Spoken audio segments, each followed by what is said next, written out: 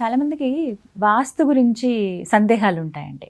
మాకు వాస్తు దోషం ఉందంటున్నారు. సొంత ఇల్లు ఏం చేయాలో అర్థం అవ్వట్లేదు. పలానా గురువు గారిని ఒకసారి సంప్రదిస్తే వాస్తు దోషం చాలా ఉంది ఇంటికి. ఇవి మీకు చాలా అనర్థాలు తీసుకొస్తుంది. లేనిపోని సమస్యలు ఎదుర్కొంటారు. ప్రస్తుతం ఎదుర్కొంటున్నారు కూడా అని చెప్పారు. అంటే ఎందుకు వస్తాయి ఈ సమస్యలు? వాస్తులో నిజంగా అటువంటి శక్తి ఉంటుందా? ఇవి నివారించుకోవాలంటే ఏంటి పరిహారాలు? కొన్ని స్టాండర్డ్ ఉంటాయమ్మా. స్టాండర్డ్ అంటే ఏంటి? ఒక ఇంటికి ఆగ్నేయం పెరిగింది అనుకోండి, మీరు ఏమి అడగక్కర్లా. ఆ ఇంట్లో ఆడవాళ్ళు లేకపోవటం కానీ, అంటే చనిపోవటం కానీ, లేకపోతే వాళ్ళు తీవ్రమైన అనారోగ్యంతో కానీ ఉంటారు. ఆగ్నేయం పెరిగితే అది గ్యారంటీగా, దాంట్లో ఏం సందేహం లేదు. మీరు ఎక్కడైనా చెక్ చేసుకోండి. ఈశాన్యంలో కనుక వాళ్ళు బాత్రూమ్, లెట్రిన్ కానీ బాత్రూమ్ కానీ కట్టి ఉంటే ఆ ఇంట్లోకి వెళ్ళి చూడండి, ఆ ఇంట్లో ఒకళ్ళైనా క్యాన్సర్ పేషెంట్ ఉంటాడు.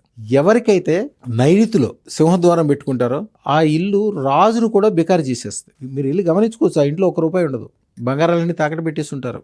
వాళ్ళు తాగుబోతులు, తిరుగుబోతులు అయి ఉంటారు. కదల్లేని మెదల్లేనట్టు అయిపోతుంది. ఒక మనిషి మీద కనుక ఇదివరకు రోజుల్లో నువ్వు శిలా విగ్రహం అయిపో అని చెప్పి శాపం పెడతారు కదా. శిలా విగ్రహం అంటే వాళ్ళు నిజంగా శిల అవ్వరు. వాళ్ళు కదలలేకుండా మెదలు బతుకంతా భారం అయిపోతుంది వాళ్ళకి.